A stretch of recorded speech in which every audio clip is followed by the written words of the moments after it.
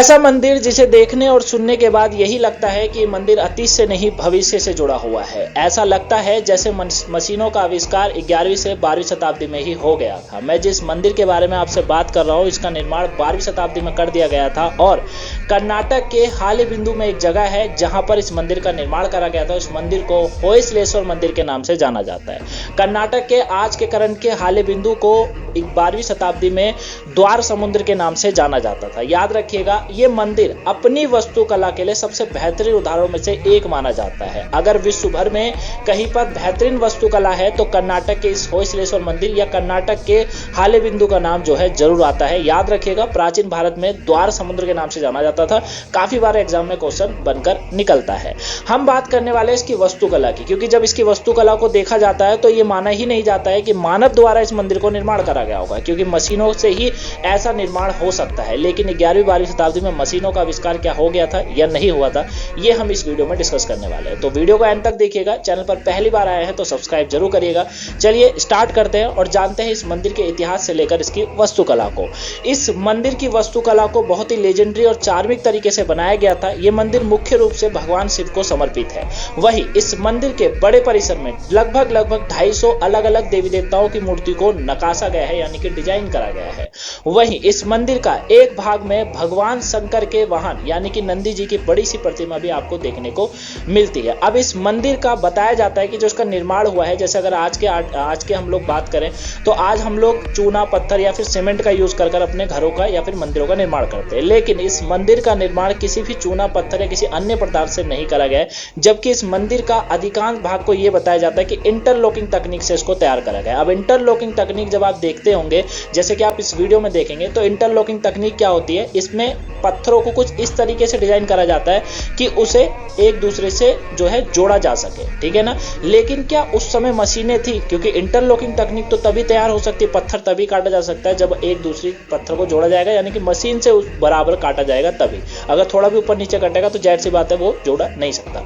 लेकिन कहा जाता है कि इसका जो अधिकांश भाग था वो इंटरलॉकिंग तकनीक से ही जोड़ा गया था। वहीं इस मंदिर को होयसल वंश यानी कि 11वीं से 12वीं शताब्दी के अंदर कर्नाटक में एक वंश चलता था जिसके होयसल वंश के नाम से ही जाना जाता था। उसके राजा थे विष्णुवर्धन। उनके शासनकाल में ही इस मंदिर का निर्माण करा गया था, इस मंदिर को बनाया गया था, ठीक है ना। उसी समय जब ये होयसल वंश यहाँ पर चल रहा था, करीबन बताया जाता है कि 1500 से ज्यादा मंदिरों का निर्माण हुआ था और जो 1500 से भी उसमें भी जो अधिकतर मंदिर थे वो भगवान शिव को ही समर्पित है, जिसमें से एक मंदिर होयसलेश्वर मंदिर भी था जो अपनी वास्तुकला के लिए सबसे बेहतरीन उदाहरण है कर्नाटक के अंदर। क्लियर है। वहीं यह मंदिर ने कई आक्रमण भी सहन किए हैं, जैसे मोहम्मद बिन तुगलक और अलाउद्दीन खिलजी ने 14वीं शताब्दी में द्वार समुद्र पर आक्रमण करा था। द्वार समुद्र मतलब आज का कर्नाटक में स्थित हालेबिंदु को ही कहा जाता है, ठीक है। ये मैंने अभी आपको बताया था, अगर आपको याद हो। अच्छा, जब इन्होंने आक्रमण करा था तो काफी वास्तुकला को यहाँ पर नुकसान भी पहुंचाया था। लेकिन इस मंदिर के बारे में सबसे रोचक बात यह है कि इसकी वास्तुकला, जैसे मैंने आपको स्टार्टिंग में ही बता दिया था,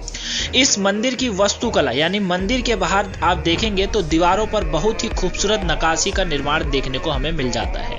वहीं इस मंदिर की वास्तुकला बेसर शैली से प्रभावित है। जैसे आपको पता होगा कि हमारे जो मंदिर हैं यानी कि सनातन धर्म के जो मंदिर होते हैं उनमें दो तरीके की शैली हमें देखने को मिलती है। एक होती है द्रविड़ शैली, एक होती है नगर शैली, ठीक है। द्रविड़ शैली जो होती है वो भी देखने को मिलती है और साथ में नगर शैली भी देखने को मिलती है। लेकिन होयसलेश्वर मंदिर में ये दोनों शैली ही हमें देखने को नहीं मिलती, यानी कि जो डिजाइन है वो इन दोनों से मिलता जुलता नहीं है, वो बेसर शैली से प्रभावित है। याद रखिएगा, दोनों से काफी अलग देखने को मिलता है। वहीं इस बेसर शैली का जो उपयोग है वो होयसल वंश राजा ही करा करते थे, यानी कि जो होयसल शासन चलता था 11वीं-12वीं शताब्दी में, वही जो राजा थे, वही जो वंशज थे, वही इसका प्रयोग करते थे इस शैली का, ठीक है। मंदिर में पत्थर के स्तंभ और उस पर गोलाकार डिजाइन बनाए गए हैं। आप देखेंगे तो आप देखिए ये मंदिर आप देख रहे हैं, इस पर ये जो स्तंभ है जो ये खड़े हैं इन पर देखिए गोलाकार डिजाइन है। इनको देखकर ऐसा नहीं लगता है कि ये किसी उन्नत मशीन से बनाए हुए हैं, क्योंकि ऐसा डिजाइन तो उन्नत मशीन से ही बनाया जा सकता है। इतनी पॉलिसी, इतना बिल्कुल राउंड कैसे हो सकता है? इसीलिए कहा जाता है इस मंदिर में कहीं ना कहीं जो है मशीनों का यूज होता होगा। लेकिन जब पता करा गया था तो ऐसा कुछ भी इसमें देखने को हमें नहीं मिलता है, कोई भी ऐसे अवशेष नहीं है कि हाँ मशीनों का यूज हुआ है। वहीं मंदिर में भगवान शिव की एक मूर्ति भी विराजमान है।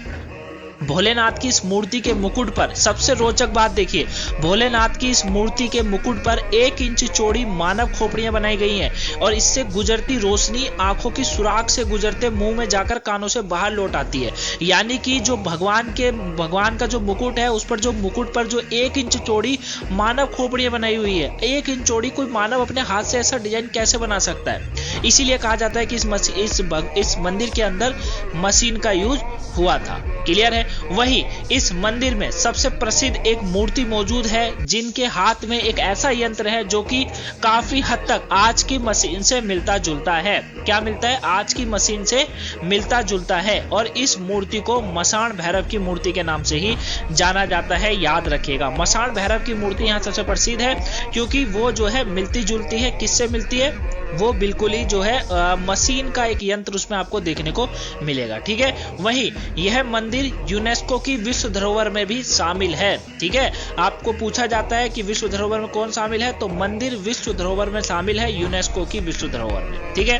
तो आई होप आप इस मंदिर यानी कि होयसलेश्वर मंदिर के बारे में जाने होंगे। इसकी वास्तुकला क्यों इतनी प्रभावित है? क्योंकि इस पर बनाए गए डिजाइन, मूर्तियां वो कहीं ना कहीं चौंका देती हैं कि ऐसा मानव अपने हाथों से कैसे बना सकता है। लेकिन मशीन भी नहीं है, यहाँ पर कोई मशीन के अवशेष उस समय देखने को नहीं मिलते आज तक भी। तो आई होप आप इस टॉपिक को समझे होंगे, इस मंदिर के बारे में जाने होंगे। समझ सकते हैं आप कि हमारे सनातन के अंदर कितने ऐसे मंदिर बहुत सारे मौजूद हैं जो कि अपने आप में ही रहस्य छुपाए बैठे हैं। ऐसे ही टॉपिक अगर आपको जानने हैं तो आप चैनल को सब्सक्राइब करिएगा।